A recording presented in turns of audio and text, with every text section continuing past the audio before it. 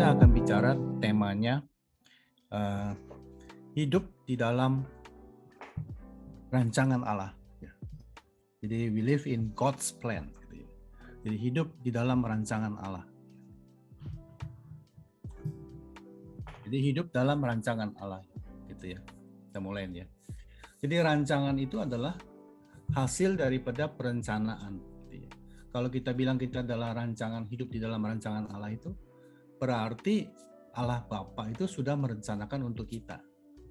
Dia sudah ada create something bakal kita dari awal sampai akhir itu dia udah tahu hidup kita itu. Berarti itu rancangan ya.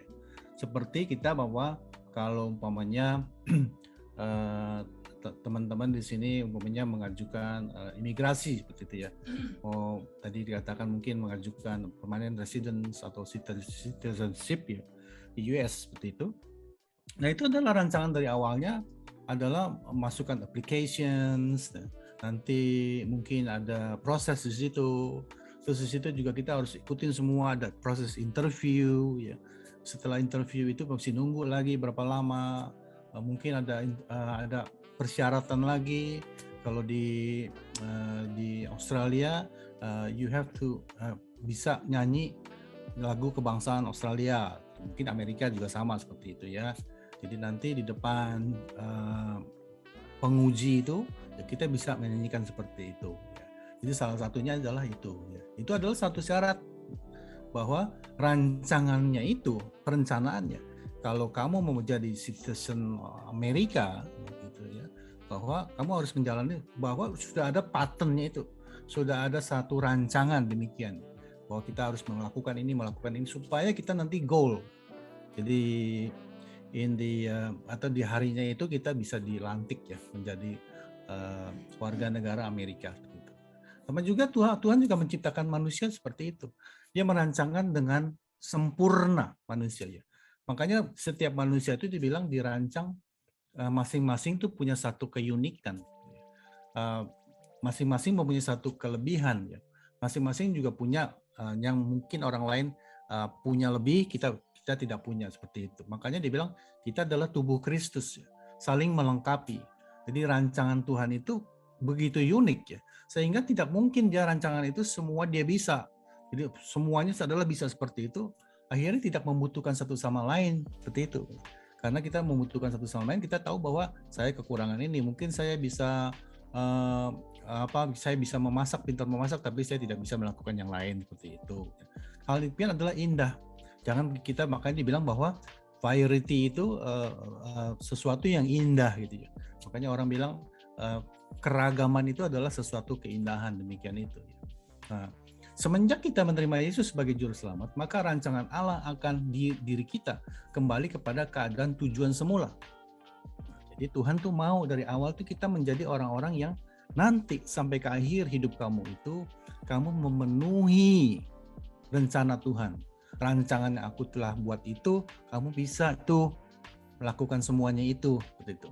Makanya kita perlu nantinya kita akan melihat apa aja yang kita perlukan supaya hidup kita di dalam rancangan Allah demikian itu. Nah, firman Tuhan ini ditulis oleh Nabi Yeremia. Nabi Yeremia itu dia menjadi nabi itu masih usia muda. Umur 20 tahun dia sudah dipakai sebagai nabi. Dia hidup di zaman 6 raja Yehuda seperti itu ya. Salah satunya adalah bagian itu Raja Yosia, Yoas, Yoyakim gitu, Zekeria ya. Itu luar biasa. Yeremia ini punya hikmat-hikmat, pesan-pesan Tuhan disampaikan kepada mereka itu. Sangat luar biasa ya. Nah, kita lihat bahwa Yeremia 29 ayat 11 bilang begini. Sebab aku ini mengetahui rancangan-rancangan apa yang ada padaku. Tuhan bilang seperti itu ya. Mengenai kamu. Demikianlah firman Tuhan. Yaitu rancangan damai sejahtera dan bukan rancangan kecelakaan. Untuk memberikan kepadamu hari depan yang penuh harapan. I think semua orang mau punya masa depan yang penuh harapan. Termasuk mungkin juga teman-teman di sini yang di US seperti itu California, kita akan mau mencari masa depan yang penuh harapan kepada anak kita, kepada generasi kita yang akan datang. kita punya satu kepastian, pasti di negara-negara yang sudah maju itu punya satu kepastian hukum. Saya tahu bahwa kalau kita berurusan dengan administration seperti itu ya, the government ya, semuanya dengan baik, dengan mudah ya, tidak sesulit umpamanya negara-negara berkembang demikian itu, punya kepastian hukum, itu adalah sesuatu yang demikian ya.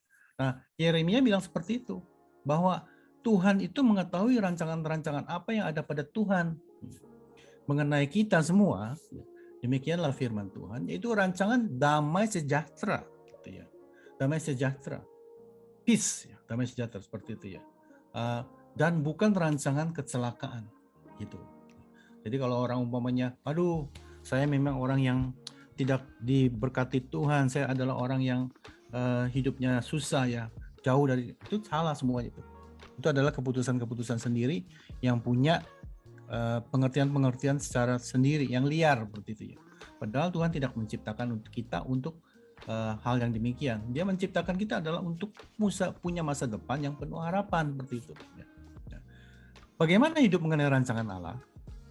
Yang pertama adalah pasti, umpamanya saya I want to know what is the Patrick characters ya. Jadi Patrick punya karakter seperti apa, saya mau lebih tahu lagi. Ya saya mesti bergaul, saya mesti mengenal gitu. Yang pertama itu adalah saya mengenal rancangan-rancangan yang dia punya sifat itu seperti apa.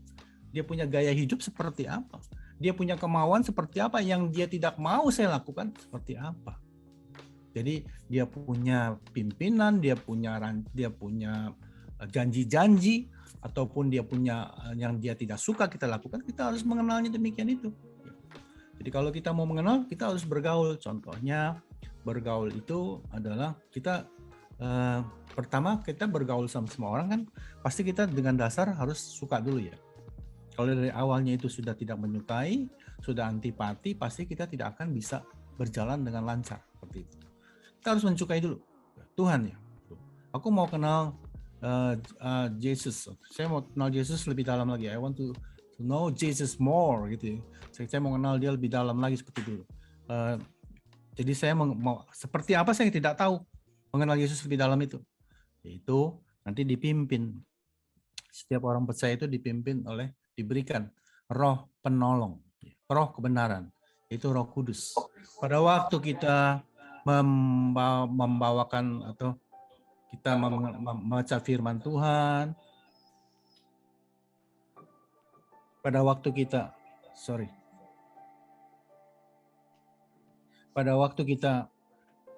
mendengarkan firman Tuhan, pada waktu kita membaca firman Tuhan, ya, kita dikasih pengertian-pengertian yang demikian itu. Kita juga mencari atau mendengar. Makanya tadi saya bilang komsel itu sesuatu yang sangat baik, memuridkan. Kalau kita tidak mengerti, kita mau mungkin ada seseorang yang mengatakan sesuatu di dalam penyampaian firman Tuhan, kita tidak setuju pun, it's okay, saudara ya. Kita tanyakan di komsel, kita tidak boleh menyerang seperti itu. Kita dengan good intention bahwa sesuatu itu kita mengatakannya dengan satu kebaikan. Saya mau mengenal lebih jauh demikian itu. Nah, kita harus mempelajari juga gitu. Mempelajari adalah bagaimana kita mempelajari firman Tuhan. Pada waktu kita membaca firman Tuhan atau kita mendengarkan firman Tuhan, kita mencatat. Umpamanya itu contohnya adalah saya dibilang firman Tuhan itu ya di dalam kitab Markus berapa itu 12 ya, bahwa saya harus mengasihi sesama saya manusia seperti itu. Kenapa saya harus mengasihi sama manusia? Bentuknya seperti apa itu? Bagaimana saya bisa mengasihi sama saya manusia itu? Apa yang saya harus lakukan untuk mengasihi sama manusia seperti itu? Gitu ya. Jadi saya harus belajar mempelajarinya. Artinya adalah menjadi pelaku firman gitu. Jadi baru kita bisa mengenal rancangan-rancangan Tuhan demikian itu. Kita harus ingat bahwa iblis itu datang hanya sebagai pencuri. Dia itu datang untuk menjauhkan kita daripada rancangan Allah. Itu harus tahu bahwa ngapain ikut komsel California ini gitu. Saya Friday night saya mau enjoy. Saya mau enjoy dong. Saya sudah kerja Monday to Friday 5 hari, saya mau enjoy di pub. Kan biasanya begitu ya. Weekend itu begitu, menghabiskan waktu seperti itu dengan teman-teman ya. orang-orang yang tidak percaya kepada Tuhan atau tidak di dalam hidup menurut rancangan Tuhan itu. Jadi percaya kepada Tuhan tidak bisa bersamaan dengan kekhawatiran, gitu. Makanya kita harus tahu bahwa percaya kepada Tuhan itu kekhawatiran, all the anxiety semuanya itu kita harus serahkan kepada Tuhan. Memang saya khawatir, nggak ada orang yang tidak khawatir. Tadi kita dengar bahwa dari teman-teman petrol di US bisa sampai $9.7 gitu ya, sangat mahal ya. Dulu $3 sekarang bisa $9.7 seperti itu ya. Kekhawatiran makin seperti itu, nanti bisa $10 seperti itu ya. Itu adalah normal demikian itu. Tapi kita serahkan kepada Tuhan semua. Kita pun tidak bisa apa-apa. Kalau mereka jatuh sampai $15, saudara bisa apa? Bisa, maunya demo-demo di jalanan turun sampai $3. Mungkin bukan bagian teman-teman di sini gitu ya. Mungkin ada orang-orang grup yang lain itu nanti bisa demo. Tapi yang bisa kita lakukan adalah kita memperkuat iman kita. Bahwa Tuhan, walaupun bensin $10, saya tidak punya bisa apa-apa. Kau adalah pemilik dunia ini, menciptakan itu. Mampukan saya Tuhan, supaya saya bisa beli itu petrol $10 itu. Atau berikan saya hikmat, gimana supaya bisa berhemat demikian. Itu hal demikian saudara. Jadi kekhawatiran yang tidak perlu seperti itu, bensin naik $10 kita juga tidak bisa apa-apa.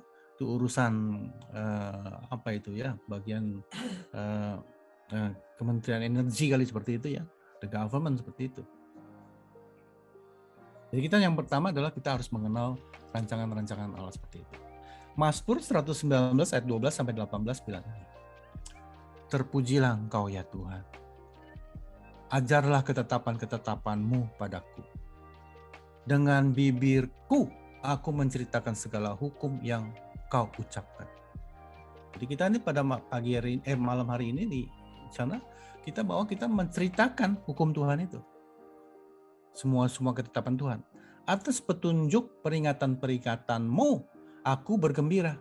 Kenapa bergembira, saudara? Karena ada satu kepastian di situ.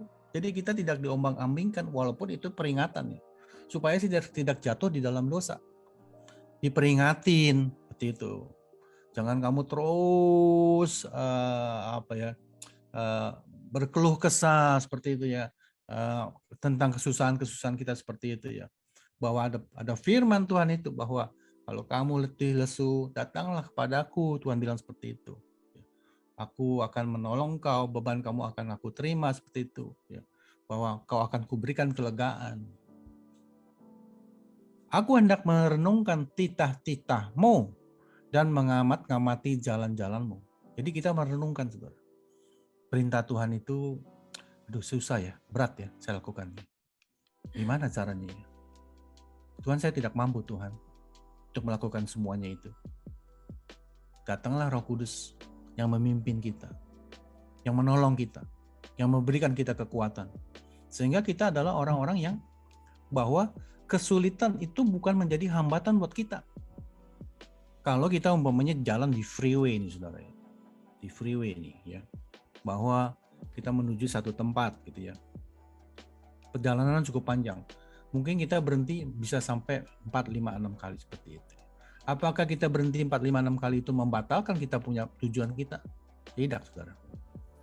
Pemberitaan itu adalah umum. Jadi istilahnya adalah kesulitan-kesulitan yang kita alami pada saat ini, ya, untuk kita mencapai rancangan Tuhan itu adalah hanya sebagai jembatan untuk mencapai masa depan yang penuh pengharapan. Jembatan itu, saudara. Karena tidak melalui kesulitan itu kita tidak sampai. Itu adalah bagian daripada kita. Contoh kita umpamanya kita mau hiking ya ke puncak gunung ya seperti itu ya. Himalaya seperti itu. Berapa banyak kita mengalami kesulitan, bahkan maut di depan kita demikian itu. Apakah kita bisa sampai puncak tanpa melewati hambatan itu? Enggak bisa, saudara. Harus kita mengalami hambatan-hambatan demikian. Itu adalah jembatan bagian daripada keberhasilan kita. Seperti itu. Aku akan bergemar. Bergemar di sini adalah bersukacita. Dalam ketetapan-ketetapanmu, firmanmu tidak akan kulupakan. Lakukanlah kebajikan kepada hambamu ini supaya aku hidup dan aku hendak berpegang pada firmanmu. Singkapkanlah mataku supaya aku memandang keajaiban-keajaiban daripada Taurat. Luar biasa, saudara. Ya. Kita kalau merenungkan seperti ini adalah kita diberikan kekuatan. Apa sih perang-perang dalam dunia ini? Mungkin apa ya maksudnya ya? Seperti itu ya. Oh, ini karena urusan mungkin political. Murni politik, demikian seperti itu. Kita cuma melihat bahwa kalau kita mengasihi sesama kita manusia, kasihan mereka demikian itu. Ya memang itu korban, saudara. Bahwa tingkat atas itu berhadapan sama tingkat atas, yang bawah itu yang jadi korban semuanya seperti itu. Makanya kita perlu mendoakan negara-negara superpower seperti itu ataupun yang dalam korban demikian itu ya. Mendoakan pemerintahnya seperti itu ya. Bahwa memang kita semuanya adalah korban demikian, termasuk umpamanya harga petrol sampai $10, yang korban adalah kita semua. Tapi apakah kita mau jadi korban? Kita akhirnya merenungkan, akhirnya kita tidak bisa ngapa-ngapain, akhirnya kita bersedih terus di kamar, seperti itu nggak bisa, saudara. Kita minta kepada Tuhan berikan kekuatan, sehingga saya dimampukan untuk mengalahkan $10 itu, gitu ya. Kita lihat contoh Yunus itu, kita tahu bahwa dia itu Tuhan punya tujuan supaya dia ke Niniwe, menyelamatkan bangsa Niniwe itu yang sudah berdosa luar biasa.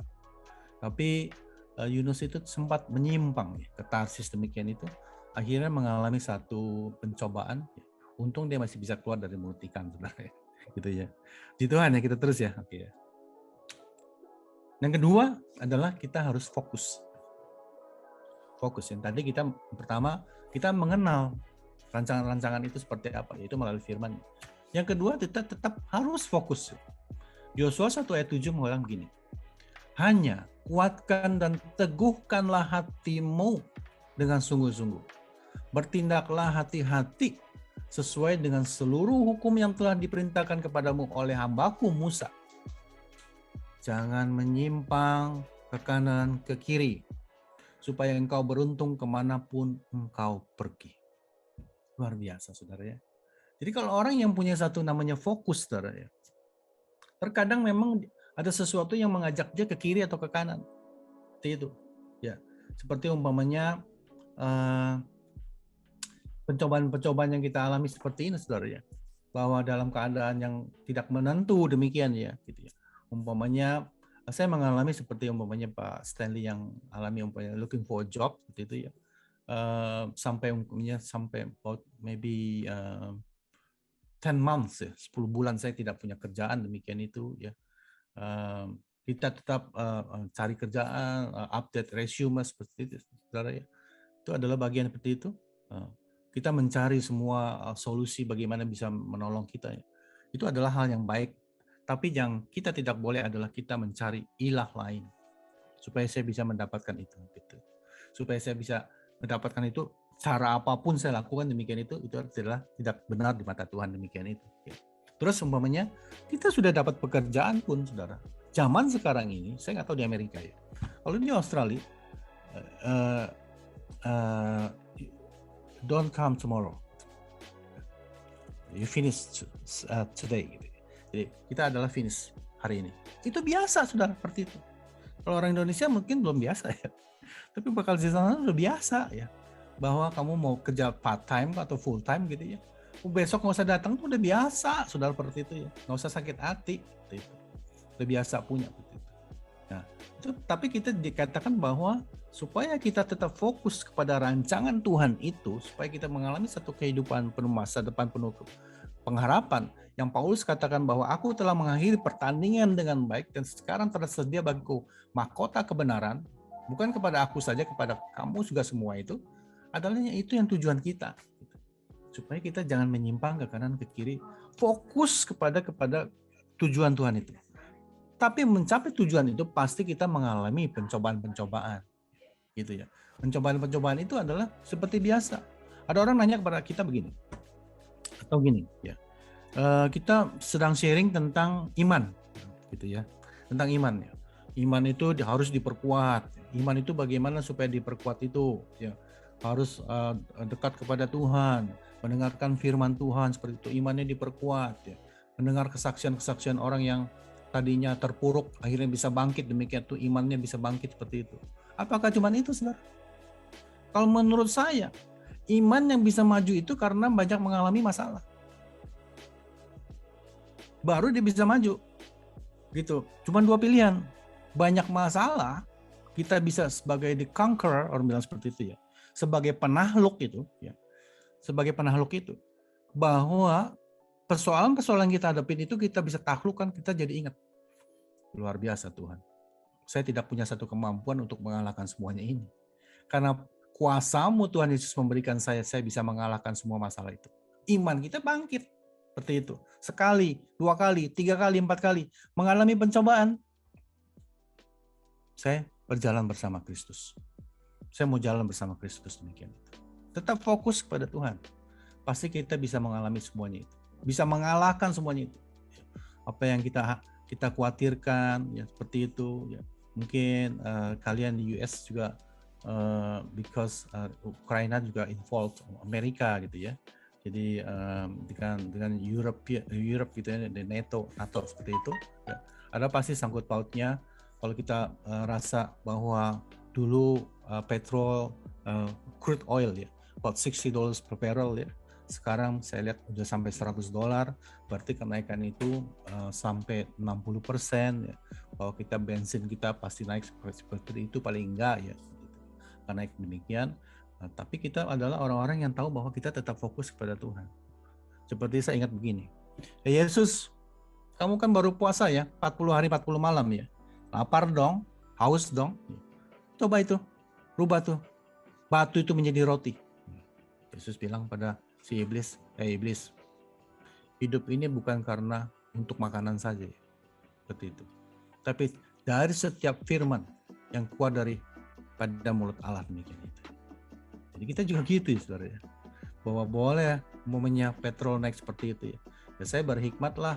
Yang tadinya mungkin saya demen jalan-jalan naik mobil, memboroskan petrol saya nggak usah lah. Pulang kerja saya langsung pulang lah. Gitu. Atau bilang sama Patrick, doain supaya saya bisa beli mobil listrik Patrick. Gitu ya. Hal demikian satu yang indah gitu ya. Satu mobil listrik nggak usah petrol ya. Oke kita lanjut ya. Yang ketiga saudara ya. Hidup bijaksana saudara.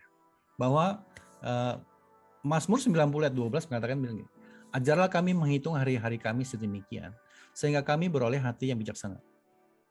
Jadi kalau kita mau mencapai satu tujuan kita ya, bahwa ada the God's purpose in our life gitu. Jadi hidup kita harus menjadi orang yang bijaksana seperti itu ya.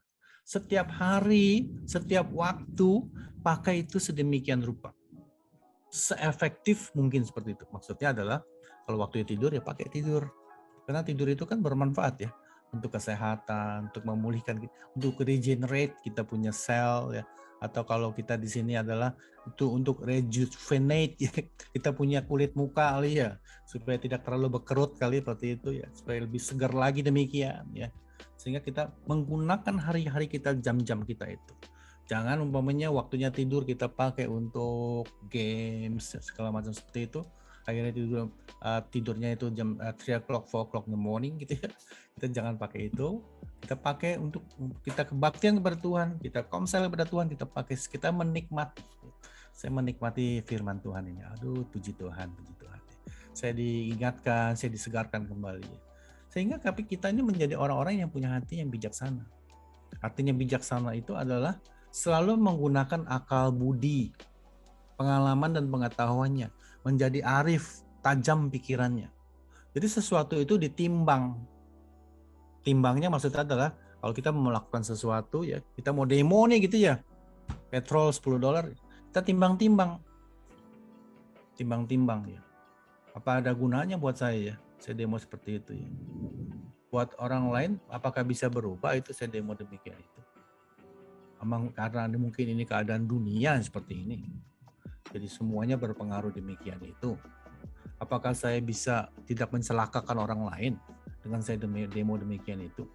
Apakah orang lain bisa dirugikan dengan ada demo itu, akhirnya bisa nanti ada riot segala macam seperti itu ya.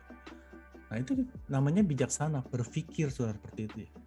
Sehingga kita sebelum kita melangkah melakukan sesuatu itu, kita berpikir dulu. Kita ada pertimbangan dulu di situ. Hati-hati kita ya. Pandai hati-hati seperti itu ya. Jadi kita hati-hati sebelum kita berbicara, sebelum kita bertindak, melakukan sesuatu, saudara. Kita pikir-pikir. Itu adalah the wise man. Itu adalah seorang yang dikatakan bijaksana. Ya. Jadi tidak terburu-buru ngambil keputusan. Apa-apa juga terburu-buru, jangan, saudara. Kalau rasa ragu, kasih saya waktu ya, boleh ya, untuk saya berpikir ya. Itu sangat bijaksana, saudara. Mengatakan demikian itu. Jadi bagaimana hidup dalam rancangan Allah? Yang pertama mengenal rancangan-rancangannya. Kita kenal itu melalui firman Tuhan, melalui pengajaran-pengajaran, sharing firman seperti itu. Kita tahu bahwa rancangan-rancangan seperti apa Yesus mau seperti itu. Kita lakukan. Yang kedua tetap fokus, tetap fokus. Yang ketiga adalah kita harus hidup bijaksana. Itu aja firman Tuhan pada malam hari ini. Kalau nanti ada yang mau sharing, kita mau discuss, mau tanya jawab, boleh kita lakukan. Puji Tuhan, saya kasih ke Patrick.